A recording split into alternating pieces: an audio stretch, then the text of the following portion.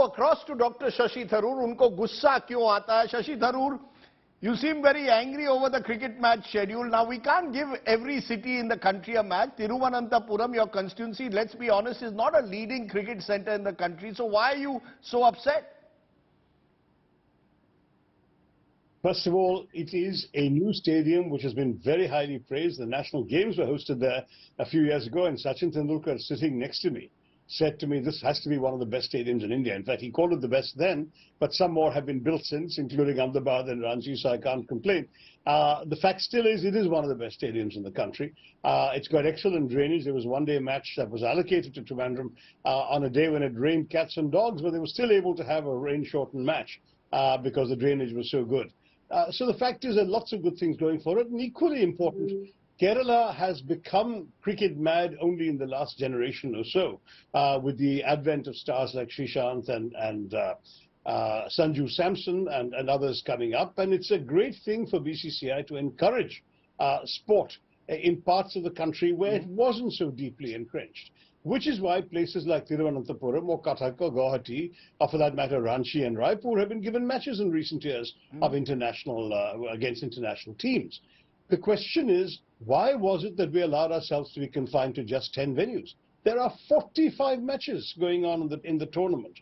There are only 10 venues, and some have got 5 matches per venue, which seems to me an absolute extravagance. They could easily have spread this around, and instead of 5 matches per venue, if 3 more venues had been added, and they'd all had 3 matches each, everyone would have been happy.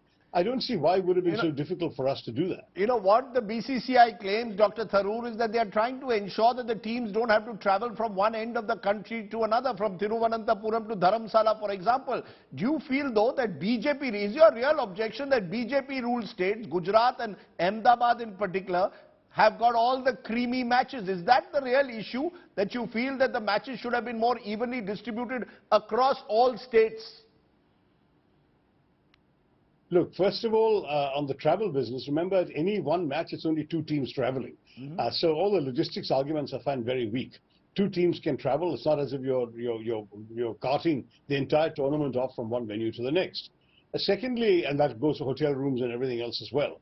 As far as security is concerned, every state has its own security arrangement, so that too is not a good argument.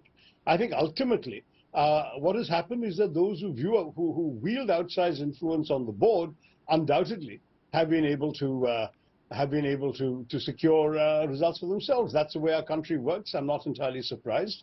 But if you look at the fact that Ahmedabad, since you mention it, has both the first match of the tournament and the last match, the opening and the final, and has the 2 marquee games, both Australia, England, and India, Pakistan, the 2 biggest games of the tournament, that suggests to me that this can't have been a mere coincidence. It didn't happen with a drawing of lots. It's happened because, obviously, some places wield greater influence than others. So it's a lament on my part. I recognize that that's the way our country functions. I'm not going to sit around here trying to change the impossible. But I am saying that I think it would have been good, even politically good for all concerned, to spread the joy a little more widely around every single corner of the country. And certainly Hyderabad, Bangalore and Chennai have games, but none of those is anywhere close to the deep south, which has been left out, and Thiruvananthapuram would have been a worthy recipient of BCCI largesse. But let's be honest, Dr. Tharoor, Jai Shah is the BCCI secretary.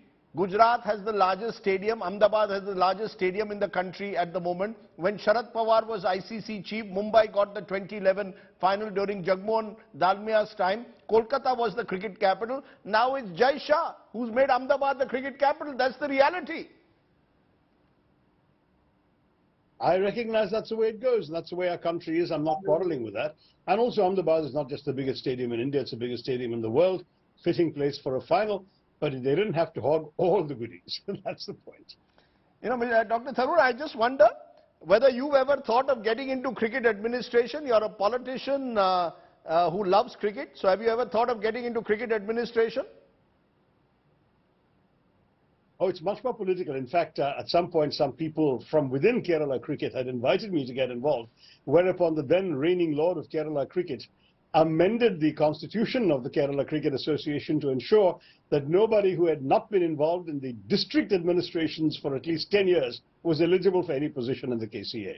That put paid to any cricketing administration on my part. I think I might have enjoyed it and done a good job, but alas, that was not to be, because that's the way vested interests work always in our situation. One final question, Dr. Tharoor. You've been a great advocate of India-Pakistan cricket. You even wrote a book on it.